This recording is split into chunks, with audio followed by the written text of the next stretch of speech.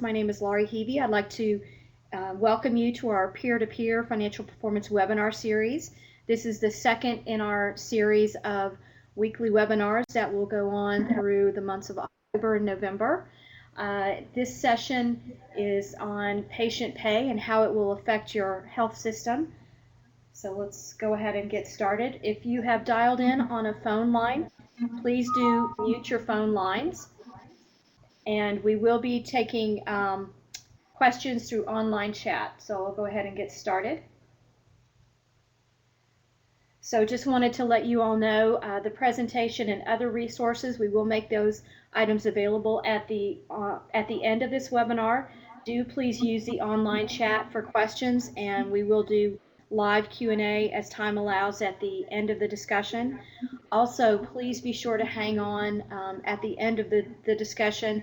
We have a short survey for you to complete. We'd love to get your feedback to see how these sessions are doing from a content perspective. So with that, let me introduce Bruce Haupt, who's a Senior VP of Sales and Marketing for ClearBalance. Bruce is responsible for, again, our sales, marketing, and business development. His focus is on health systems that place a high priority on patient pay performance, and Bruce has more than 20 years of healthcare experience. So with that, Bruce, I'll turn over the presentation to you. Thank you, Laurie, and thank you all for attending today. I'd like to make probably two disclosures before we get started in terms of my bias to this topic. One bias is that before I joined ClearBalance, I had the opportunity, I was working for McKesson at the time, and had the opportunity to spend 3.5 years focused on accountable care, basically what was born out of the Accountable Care Act, and what that would mean to healthcare organizations, and of course what that would mean to McKesson. One of the things that I came out of that was that it would be very difficult for us to achieve some of the goals of managing the cost within the healthcare system if the only constituents that were accountable were the providers.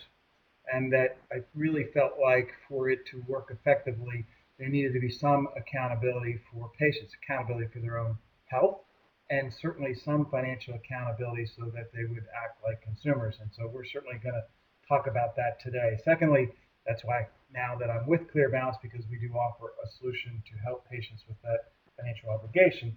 But within that context, we at ClearBalance, one of the things that we have done, and I'm going to share you some of the results, but we've contracted for some external research around this topic, and you'll see some of the results of that in the presentation today. So pretty excited about this topic and look forward to going through it with you today. The objectives that I have for the session today is really to make the case that patient pay and patient pay defined right up front is the uninsured as well as those that are insured but have a pretty big balance after insurance that you're going to have to collect. So patient pay is really just the obligations of what patients have these days to your health system. But I do think it's going to be a newly important, it's not a new source of revenue, but it's newly important. And it certainly creates new demands for your organization. So certainly I've told you at a high level what patient pay is. I want to talk about that, why it's really important now and how that's happening, what it really means for you and what we might do about it. So what that means is that from an agenda standpoint, we'll talk about the patient pay. I'll spend some time talking about how the Accountable Care Act has acted as a catalyst to really drive things like high deductible health plans and some other things that really are leading to the consumerism that we're seeing today. And within that context, then talk about this patient pay as a new normal for us within the revenue cycle, what that means, and then touch on some tactics that we might do to address that. So this is, I define patient pay as being what a patient owes, but what I thought I'd do here, and don't get hung up on the particular percentages, because clearly these depend on your demographics in your marketplace, but the way we normally look at our payer mix is by insurer. And because each insurer basically reimburses us a little bit differently, and so when you're trying to understand an organization, what do they have for private insurance, how much is coming from managed care and Medicare and Medicaid. The rest is usually the uninsured. And so self-pay being uninsured, it either is going to be collected or it's going to be charity care or it's going to go to bad debt. And that was the old view. And I'm not saying that the old view is wrong. We need to continue to look at the old view. But I would submit that there's now another view that we need to begin to become cognizant about. And that really is to lump all of our insurance together and say, well, we're going to get so much money from the insurance companies. But now we have a pretty significant amount of dollars that are going to come from the insured as balance after insurance. And in fact, lots of discussion, lots of studies, lots of questions about whether with the Accountable Care Act, because we're getting more insured, are we getting more money from insurance? But because of the high deductible health plans, we're getting more patient pay. But this piece of the pie is now growing, and there's going to be some amount of charity care, and we'll talk a little bit about charity care in this presentation a little bit later because there's also some issues there. And then, of course, you're still going to have some provision for bad debt. But I would suggest that beginning to look at this in this other view might be very beneficial. Now, having spent 25 years in healthcare, most of that on the healthcare IT side, I know very well that your IT systems don't necessarily report things that way because they weren't built to support patient pay so much. They were built to help you collect on insurance. So that's a new challenge that we have, and one that I think we'll have to deal with. So the Accountable Care Act, and I say that it's a catalyst because I think that this movement towards high deductible health plans and the movement potentially towards consumerism to some degree was already happening because of the cost of health care. But once the Accountable Care Act was passed, it acted to speed that up. And we see that here in this next slide, which is just the plans that are offered on the exchanges. And I think everybody's familiar with the different plans and the metals, if you will. The key here really is that the bronze plan and the silver plan are high deductible plans. They're plans that, and those are the ones that are most chosen by especially the newly insured because they have the lowest premiums and they bring with them the highest out of pocket. So estimates are a family of four, the maximum per year is $12,000. Average deductible $4,300.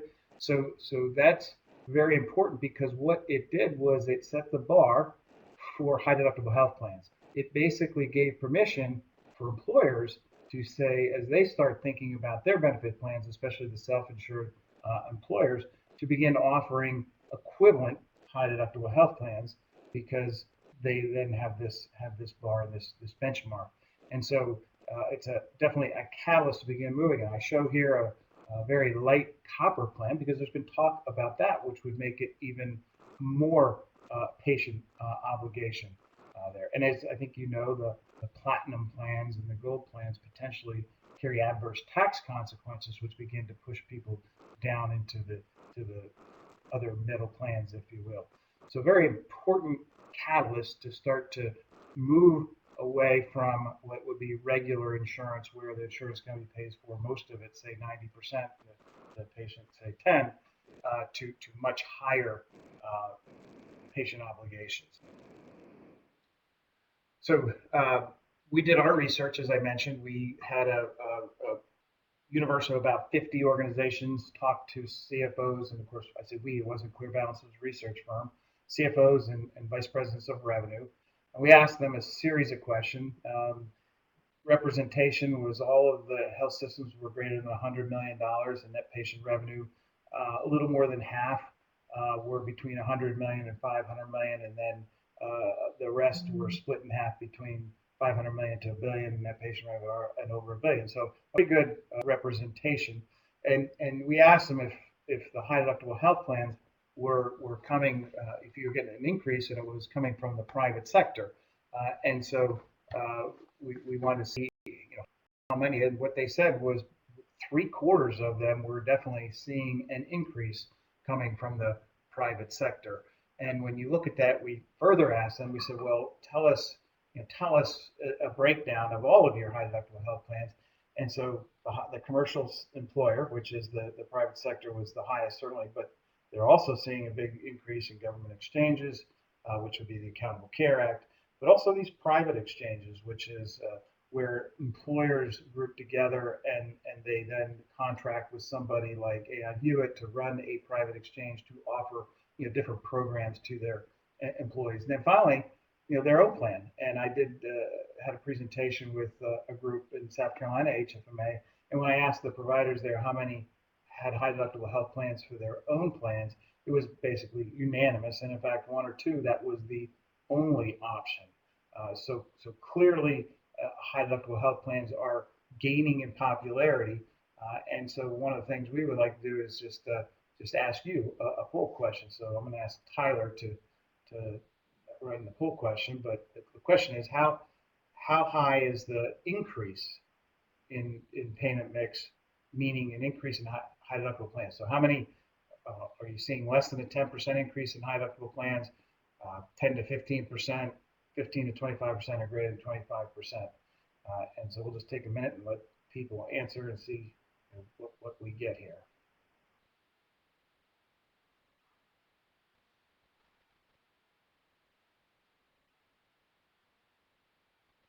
So how many we've got? A couple responses, it looks like. Maybe we have more. It looks like it's beginning to come in. It looks like hopefully you all can see that on the screen. We've got about a pretty good split across all. There's some that are seeing very high, and certainly this is going to be unique to particular marketplaces. I mean, globally, high deductible health plans are happening, but different markets are going to experience it at different rates, and now it's coming in as a pretty even split. So growing anywhere from 10 to 25% on there. Oh, people are changing their mind. There we go.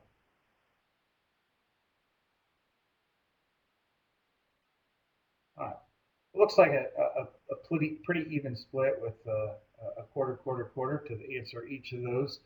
So that would be fairly consistent with what we see when we talk to other groups across the United States. So let me just move on then and show you. This is from the advisory board, just giving you an idea that from 2012 to 2014, there was a 20% growth in high deductible health plans. In fact, in talking further with the advisory board, in working with a number of our customers, we have a customer advisory council, and we had a lot of good input from them. The consensus pretty much is at least at a minimum, an annual compounded growth rate is expected of about 20% per year in patient obligations, primarily coming from the high deductible health plans. If you look at this source, in terms of the average annual deductible, certainly increasing significantly, and there'll be two factors that drive that. Just the cost of healthcare would be one, but the primary driver of that is in fact the change in the insurance plans, which put more financial obligation on to the patient. And one of the things we do as a company is offer patient loans, and I can tell you that our average loan volume, average loan per guarantor, has been increasing every year and is well up to close to $1,500. So that increase is happening and continues to happen. And then we asked. This survey came from Bankrate.com, and it asked patients, well, how worried are you that you may not be able to afford health insurance? And there's two parts to the health insurance. Certainly, the premium is one, and that's probably the primary answer here. But secondly, is the deductible. I think the challenge that many of you face is that, unfortunately, a number of people that now have new insurance don't really understand the deductible that they are going to be obligated for, which creates you a problem. But you can see that well over 50%, 55% here are very worried or somewhat worried. And this same study had another question, which was, what kind of emergency savings do you have relative to your credit card debt? Because most consumers use emergency savings to handle unexpected expenses, such as a stay in the hospital or some sort of health care there. And just over 50% had more credit card debt than they had emergency savings, which really indicates that there's a tremendous limit in terms of their credit capability to be able to afford these higher deductibles and unexpected uh, expenses. Then add on top of that, this was from the advisory board, but they basically wanted to look at a patient's propensity to pay.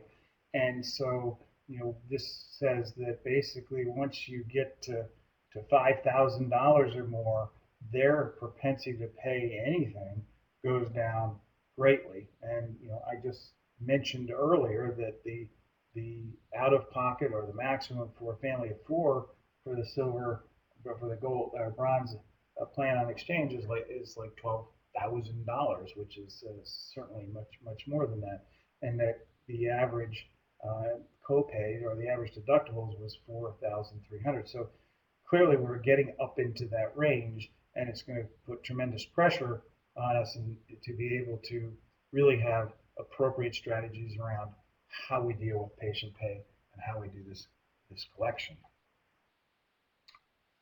Now, a second factor, not just high deductible health plans, but there's now another factor that begins to take patients. So they're already concerned about they got money, they owe this much. It's going to make them at least think about being a consumer, if you will, thinking about healthcare. But there's something else that's happening that's also going to push in there, and that is this move from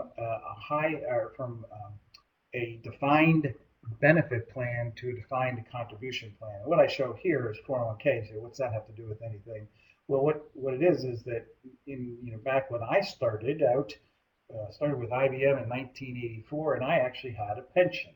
It's a defined benefit plan, and within 2 years, the pension went away, and IBM offered a 401k, which meant that that's a defined contribution. I put my money in, and then they define their contribution to match that. And of course, now, today, everybody's familiar with 401ks, and most of you probably have those.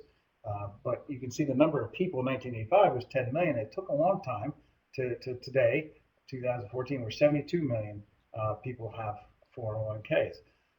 We think that this movement is now going to shift to healthcare and go much faster. The fact is that employers do not want to be in the business of paying for healthcare.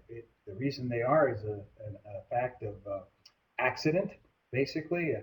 After World War II, there were price controls on wages, or really wage controls. The way that employers started to compete for employees was to offer healthcare, and once it started, it stuck. So it was an accident. But if you look at all the things that are going on today and listen to all the news reports and everything around the Affordable Care Act and the different costs, it should become clear that employers are looking for ways to really minimize their health care obligation. If they could, they would rather provide other benefits and not provide health care. And this is just saying here that if it was 2% had defined contribution plans, meaning instead of me subsidizing your health care, I'm now going to give you X amount of dollars, 3,000, 4,000, 5,000, whatever it is, and that will be, you may spend it however you like on healthcare. You can spend it on premiums, you can spend it on high deductibles, you pay the tax for not having insurance and go without insurance, and you employee do what you want. And so once that happens, it really pushes us as individuals to think about healthcare. Today, I have a high deductible health plan, but I don't know how much my employer contributes to my premiums. I know what my premiums are, but I don't know what they pay. When you get to a defined contribution plan, I will know the total cost of my health care. If I want to buy insurance, I'll know exactly what it costs, the whole thing, including the deductibles. And so the premise is when individuals know that, they are going to all of a sudden wake up and begin to act like consumers. And it's interesting, there was just one of the news consolidators reported today, I think might have been the advisory board, that in fact the consumer is speaking up, and the fact that it is doing something to drive down healthcare. So that's beginning to happen. And once once we become consumers, we start to exercise choice. And this is a PwC research, and it just says, think about the age of those that are going to be exercising choice. And the biggest group that's willing to shift healthcare providers for various reasons is age 35 to 54. And then the young, and the least likely is going to be the very old. But of course, once you get to above 65, you've got Medicare as well, and that's paying for most of that. So a very what this tells us is that we need to begin to think about consumers. And so the question is, how will those consumers choose? What are the things upon which they will make their decisions? And certainly, we're all consumers of many different things, and we will be consumers of healthcare, so you can imagine. Certainly, affordability might be one of those things. Transparency, whether that's pricing transparency or transparency, what are my options, what are my risks? Certainly, the quality of care to the degree that can be ascertained, and there's lots of things going on in the industry today to try to level that and make that apparent and transparent. But certainly the experience that consumer has if they enter into your health system, and that definitely consists of both the clinical and the financial experience. And I say access, not necessarily to mean patient access as a function within the organization, although that would contribute to the financial experience.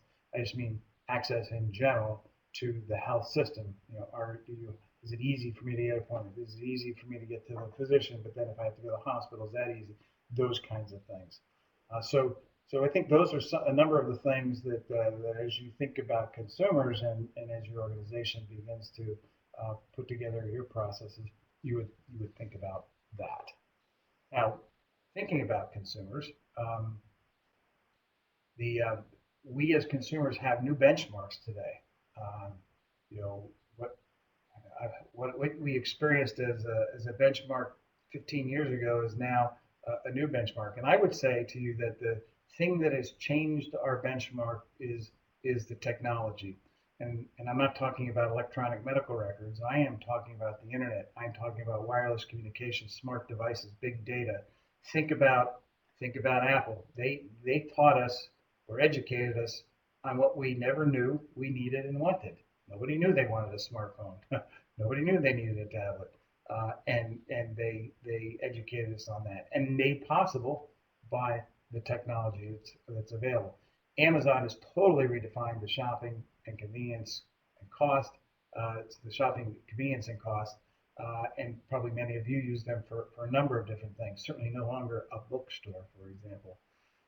Many make your travel with Expedia Priceline. So this idea of collecting a lot of information, shopping for a bargain, getting the system to do that for you.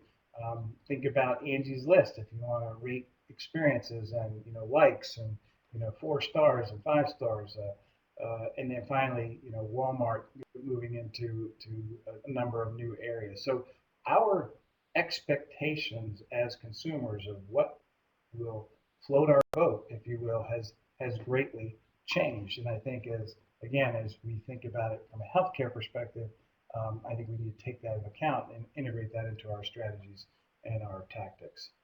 And so just to summarize this section of the presentation, my points really are high deductible health plans. They are here to stay. They are growing, and they're causing patients to have greater obligations.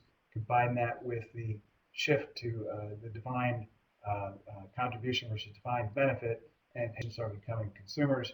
They have limits to what they can pay. So to me, it's the era of consumerism. It's just starting in healthcare, but we know that these consumers are going to need financial help. We know they exercise choice. So if they get it in one place and not another place, they're probably going to go someplace else. And then the overall experience, which includes the financial as well as clinical, is vitally important. So let's talk about what that now looks like in terms of new normal, and I'm going to cover it from several aspects here. So the first aspect is, again, going back to our ClearBalance research.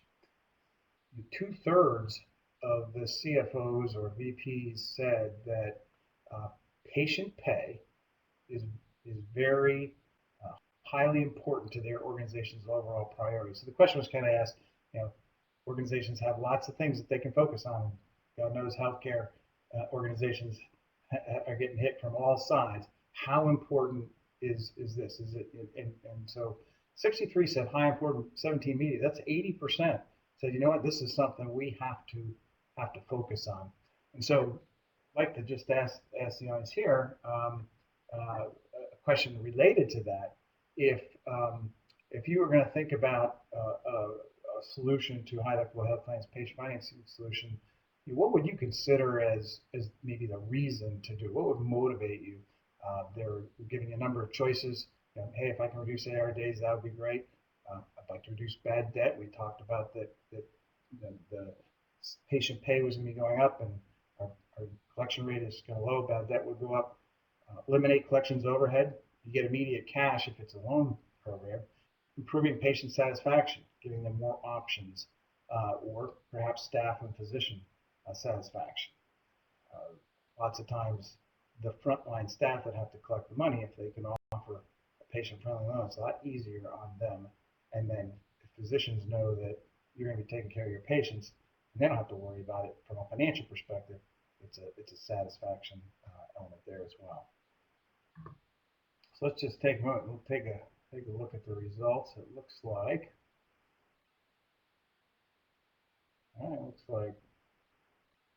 bad debt and eliminate collections overhead are two of the higher reasons that you all are voting for.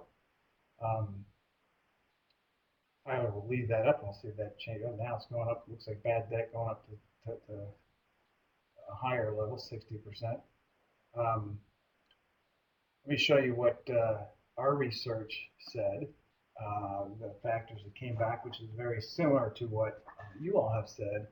Bad debt was the number one motivator, but right behind bad debt was improving patient satisfaction. And I can tell you, as we go around the country and work with our advisory board, we work with customers that are other customers of ours, as well as prospects, it's about 50-50 in terms of the primary driver to look at this patient pay and say, well, what do I want to do better? What do I want to improve?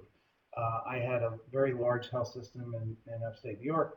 I was meeting with them, and the CFO was in the room. He said, you're not going to believe this. I shouldn't be saying this. I'm the CFO, but the financial aspect of this, reducing bad debt, is not as important to me as actually improving patient satisfaction. And his reason for that was, again, around this whole area of consumerism and so forth. And so I think that's pretty important. It looks like your results are very similar to what we have experienced with others as we've done our research. So I'd like to just shift about this new normal and, in fact, what it means from a financial implication.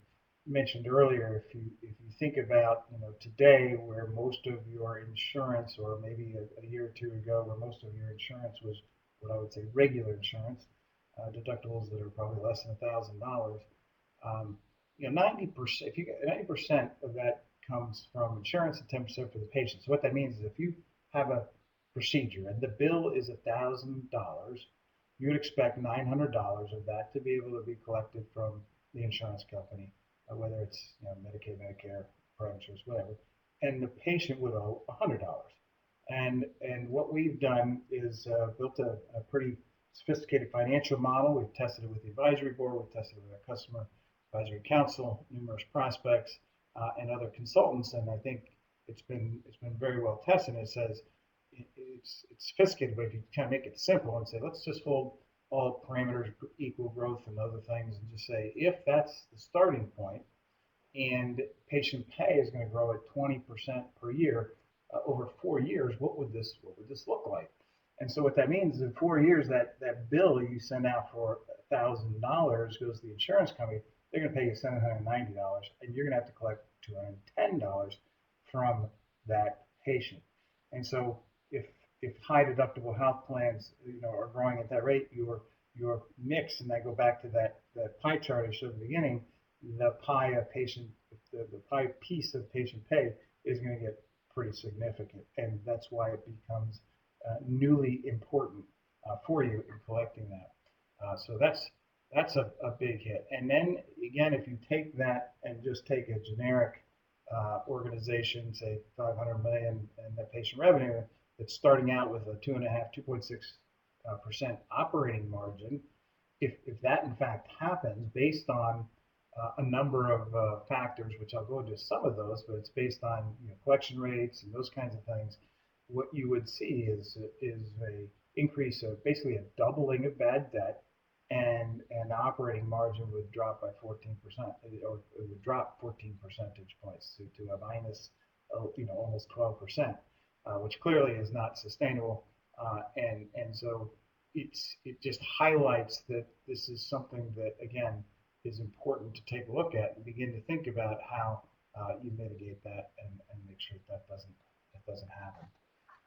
Again, going back now to our ClearBalance research, we asked folks, we said, well, how much of bad debt, is coming from patient collections? And they said that 72% was coming from patients, and 28% was coming from insurers. So clearly, the collection rate from patients, and that's going to be uninsured as well as balance after insurance, and we know that the uninsured rate is very high.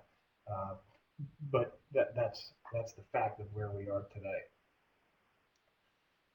There's another factor, and I said that there were other factors that would cause, if you have that increase in patient pay, that would cause your bad debt to go up so much and cause your operating margin to go down so much. And it's really these facts here that certainly for patients who don't pay a full and bill, there's a fairly high cost to collect. You've got to send them, invoices, and you've got mail costs. If they do pay and they have to pay over time, you've got payment processing fees. You've got the staff and the overhead that's got to call these people, manage them, the IT systems to support that. And you can even consider the cost of money for not-for-profit. That's probably around 5%, which just means if I'm not getting my money right away, if I eventually get it, great. But if I'm not getting it right away, I don't have that cash. It's going to affect bond covenants and their various things, and your cost of money could so that's a cost. For a for-profit, it's going to be higher because the average cost of capital is more like 8-9%.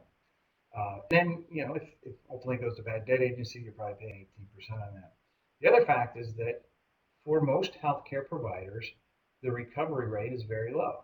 The average is about 55%. And again, this is a number that comes from talking with the advisory board, some of the studies that they have done, talking to our customers and prospects. We actually will run for them using their data the specific default rate or collection rate that they have. And just by way of comment, this is not something that your normal, get back to my IT, your normal IT systems don't produce this report. They don't even really produce the data straight away in a way that's useful for calculating what you actually collect for a variety of reasons. But it's fairly simple. What's important is that if you really look at it, we call it a static pool analysis of recovery rate. But if you have a $100,000 that you put on payment plans, for example, for some of these patient pay, and they're going to pay you over time, you need to follow that same 100,000 over a period of time to see how much you actually collect of that 100,000. And so if somebody's not considered bad debt until after they've missed 3 payments or 3 straight payments, then clearly you've got to follow them for a year or a year and a half before you get a good look at that. And so that low recovery rate with the high cost is certainly what contributes to the potential for this to be a big problem for you. This next slide is a study that was done by McKinsey, and it's old, but I don't think the data is any worse. And it just says that as the age of the obligation of the patient grows, your cost to collect that go up, and their propensity to pay or your likelihood to collect goes down. And so at some point, your costs are even higher than what you collect. And so that, again, is another consideration that has to be taken into account. And I think most of you do that as you think about the patient pay. I want to throw in one more item that is not necessarily financial, but really is this increased regulatory scrutiny. And clearly, healthcare and those in the revenue cycle have a gazillion regulations. It's very difficult to keep up, changing all the time. There's a few new ones, and some of you are probably familiar with the 501R, which has to do with your not-for-profit status, comes from the IRS. And it basically says that you've got four things that you have to do to make sure that you keep that not-for-profit status. A community health needs assessment every 3 years. You have to have a financial assistance policy that is in writing, and there's other things, right? You have to communicate that. It has to be easily accessible to people, and most organizations, I do think, do that. I would say that today there is a lot of discussion about what that financial assistance policy needs to be. Again, our customer advisory council has spent at least more than an hour debating and talking about what does charity care mean. And in fact, I just read something in the last couple of days, again, from the advisory board or Becker's or something like that, that talked about this concept. Because if a person can afford or is eligible for subsidies and could get insurance on the private exchange or on the government exchange, but they don't, are you going to give them charity care? Or even if they do, but they have such a high deductible, they can't afford it, are they eligible for charity care? Well, 501 is car is saying it doesn't matter. You just need to have a policy, and you have to document it. You have to make sure that it is promulgated and communicated to every patient. So, important step. Three, medically necessary charges are equal. What all this means is that if you have somebody that's uninsured, you are not allowed to charge them more than you would charge, and they need financial assistance. You're not allowed to charge them more than you would charge for rates for the insured. And so it's this equalization, if you will, for medically necessary charges. So again, something else that needs to be worked on. The big one here is then determining eligibility for financial assistance before taking extraordinary collection actions. Certainly, one of the extraordinary collection actions is setting them into bad debt. You just have to make sure that you may determine their eligibility, and there's different time frames. So I'm not going to go into all those, but those four things are important, and I'm sure your organizations are thinking about them and trying to make sure that they get implemented into your processes and procedures. There's one more that's important, and that's the Consumer Financial Protection Board, which was born out of the Dodd-Frank Act that came out of the financial crisis, and they have indicated that they believe they have authority. They're going to rewrite the federal debt collection laws. They have indicated intentions to monitor healthcare collection practices, and in fact they've issued some preliminary rule, which they've been asked for comments and said they're going to be issuing a rule. One of their big focuses is on credit reporting, meaning that you can't report this bad debt. I think the discussion that's kind of going on in the industry is that medical debt is different than other debt in terms of a person's credit worthiness.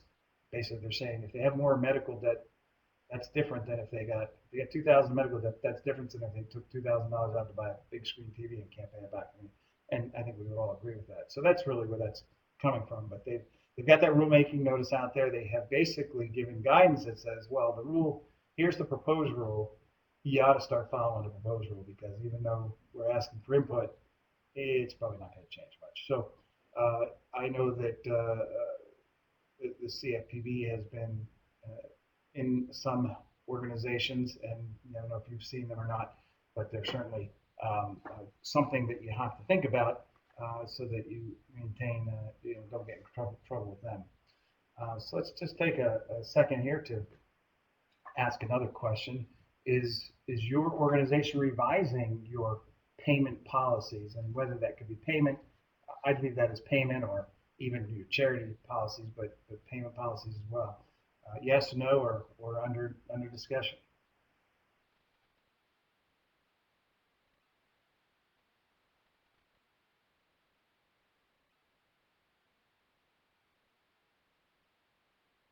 I can't tell how many people voted, but it looks like it's even out a little bit.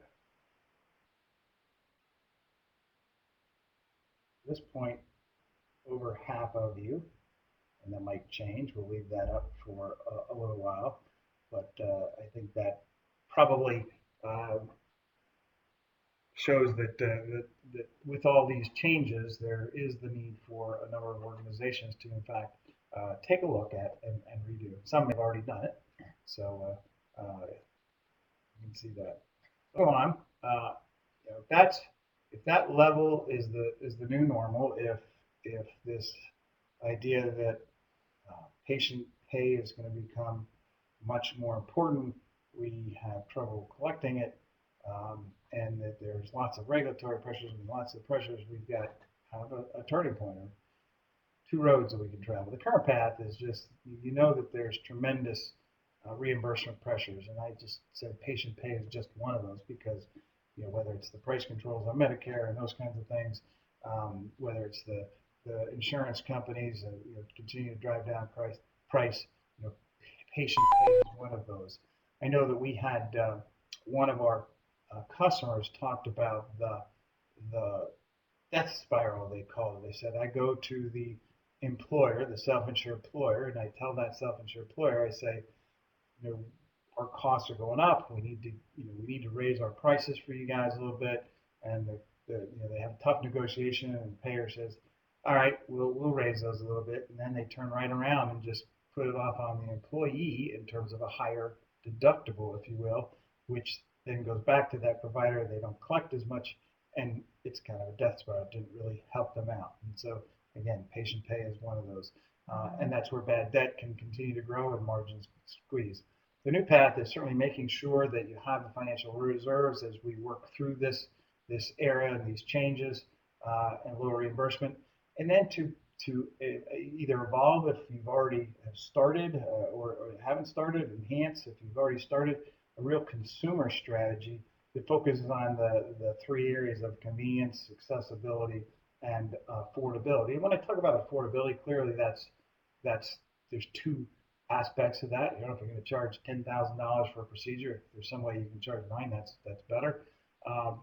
But part of affordability also in the consumer world is instead of charging $9,000, it's like, well, it's $300 a month for 24 months or 40, whatever.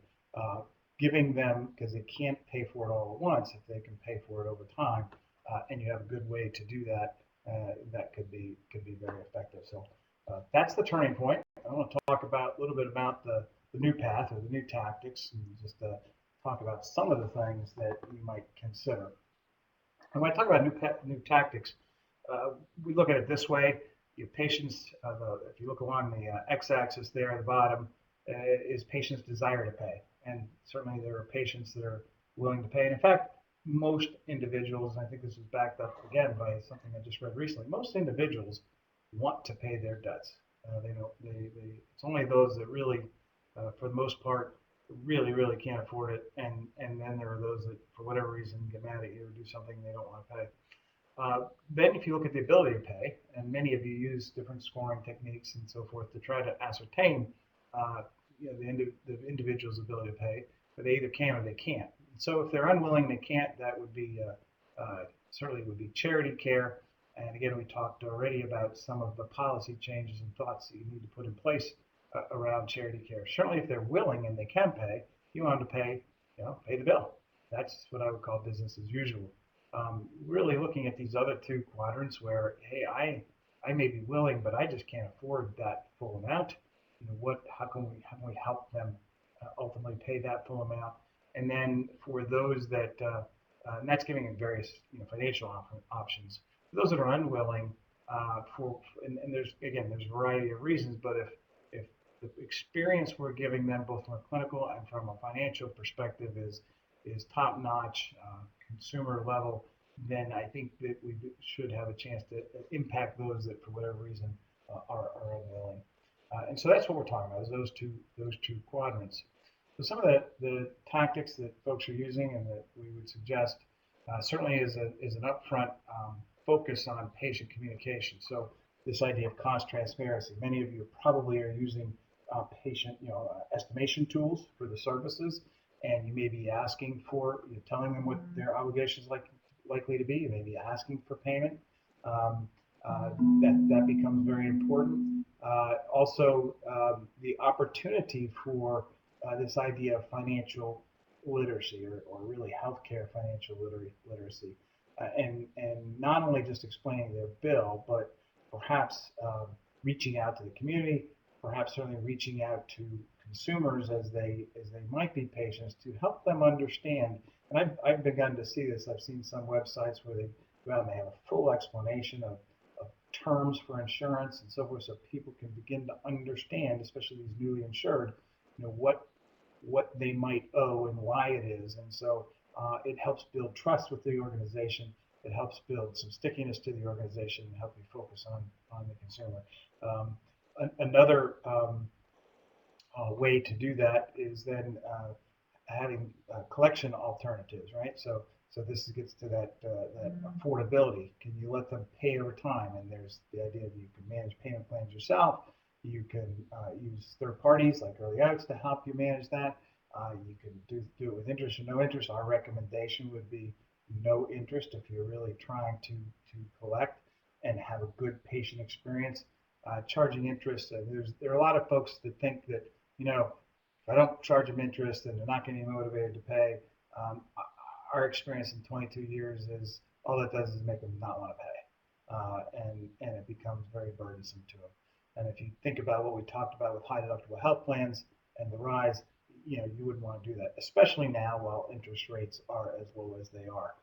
This idea of a revolving line of credit, which says, if you're helping them with payment plans, what if they need more care? If they're making their payments, so you're actually collecting, those are the kind of people you do want to come use your services. And so giving them the opportunity to use a second set of services and add that to the bill becomes quite attractive to a consumer.